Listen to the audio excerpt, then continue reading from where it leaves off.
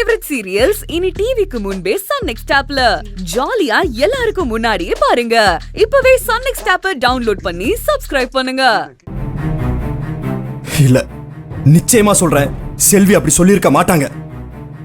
எனக்கு செல்வி மேல முழு நம்பிக்கை இருக்கு. டேய், நீ வேணா உன் பொண்டாட்டி மேல நம்பிக்கை வச்சுக்கோ. எங்களுக்கு அவசியம் கிடையாதுடா. அவதான் அப்படி செய்ய வச்சான்னு எங்க எல்லாருக்குமே நல்லா தெரியும்.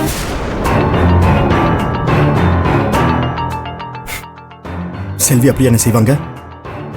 இல்ல செஞ்சிருவாங்களா? சொல்லுன. செல்வி அப்படி செய்வாங்களா? செல்வியால அப்படி செய்ய முடியுமா?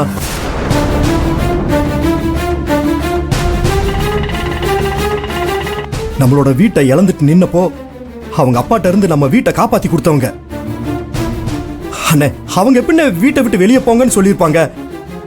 அண்ணே, இது எல்லாத்தையுமே மறந்துட்டியானே? அதான் அவர் சொல்லிட்டார்ல, இன்னும் என்ன சும்மா நோய் நோய்னு அதே கேட்டுட்டு இருக்கீங்க? அவ செஞ்சதை தான் நாங்க எல்லாரும் கண்பட பாத்துட்டோமே. அன்னைக்கு வீட்டை வாங்கி கொடுத்தவதான் இன்னைக்கு எங்களை வெளியில அனுப்புறதுக்கு திட்டம் போட்டா. அத்தனையும் வேஷம். சும்மா நல்லவன் மாதிரி இந்த வீட்டுல நடிச்சிட்டு இருந்திருக்கா. எப்படா எங்களை இந்த வீட்டை விட்டு துரத்தலான்னு ஒரு சான்ஸ் தேடிட்டே இருந்திருக்கா. அதான் நீங்க ஜெயில இருந்தப்போ இதான் சான்ஸ்னு நிறைவேத்திட்டா. அவ ஒண்ணும் இந்த வீட்டுக்கு விளக்கேத்த வரல. இந்த வீட்டையே விளங்காம ஆக்குறதுக்கு தான் வந்திருக்கா. நாக்க அடக்கி பேசுங்க. செல்வி ஒரு நாள் அப்படி செய்ய மாட்டாங்க. இந்த வீட்டோட கௌரவம், இந்த வீட்டுல இருக்கவங்களோட சந்தோஷம், அதை மட்டுமே பார்த்து பார்த்து வளர்ந்தவங்க. அவங்க எப்படி இப்படி செய்வாங்க? கொஞ்சம் யோசிச்சு பாருங்க.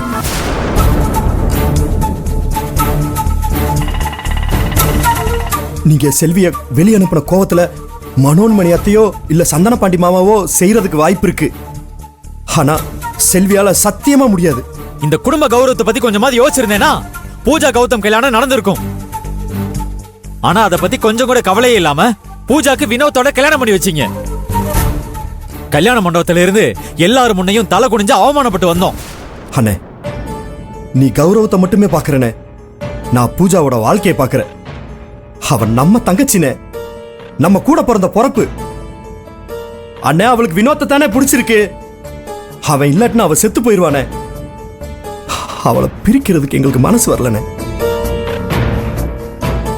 இங்க பாருங்க, பூஜா மட்டும் கௌதம கல்யாணம் பண்ணியிருந்தா இந்நேரம் அவளை நம்ம போனமா தானே பார்த்திருந்திருப்போம். டேய், குடும்ப கௌரவத்தை விட அவ செத்து போயிருக்கலாம். அது எவ்வளவோ மேல்.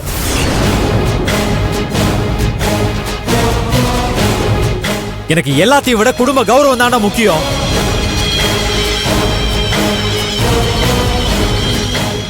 நீ இப்படி சொன்னதுக்கு அப்புறம் உங்க எல்லார்கிட்டையும் இதெல்லாம் சொல்லி என்னால புரிய வைக்க முடியாது.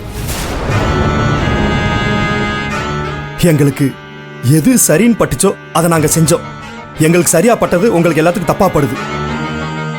இதுக்கு யாரும் எதுவுமே பண்ண முடியாது. டேய், அதுக்கப்புறம் எதுக்குடா இன்னும் இங்கே நின்னுட்டு இருக்க?